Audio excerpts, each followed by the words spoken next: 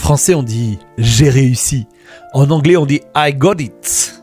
Mais bibliquement, on dit « afin que tous voient, comprennent et reconnaissent que c'est la main du Seigneur qui a fait cela ». Parce que dans le royaume de Dieu, la réussite n'est jamais une auto-célébration. La réussite est un témoignage. La gloire appartient à celui qui fait et pas à celui qui reçoit. Et c'est là que tout change. La culture du monde te dit « mets-toi en avant », mais la culture du royaume te dit « mets Christ en avant ». La culture du monde te dit « fais pour être vu ». La culture du royaume dit « fais pour glorifier Dieu ». Même l'apôtre Paul dira ceci: Christ sera glorifié dans mon corps, soit par ma vie, soit par ma mort. Et il va même dire encore ceci: tout ce que vous faites, faites-le au nom du Seigneur Jésus. Autrement dit, moins de moi et plus de Christ.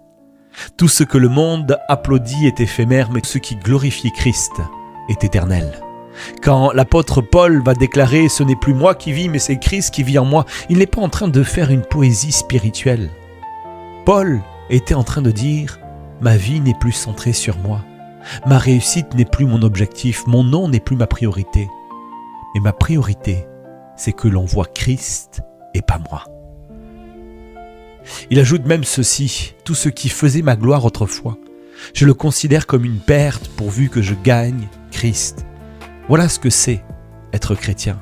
Nous portons son nom chrétien, petit Christ, parce que nous sommes appelés à refléter Jésus dans nos actions, dans nos paroles, dans nos choix, dans notre manière de vivre. Dieu veut que ta vie devienne un témoignage vivant qui proclame Jésus-Christ. Pas toi.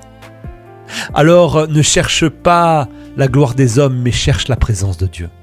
Ne cherche pas l'applaudissement, mais cherche la direction du ciel. Ne cherche pas l'image, mais cherche l'obéissance. Ne cherche pas le mérite, cherche la grâce. Car lorsque Dieu fait, tu ne peux pas l'expliquer, tu ne peux pas le copier, tu ne peux pas le voler, tu peux seulement l'adorer.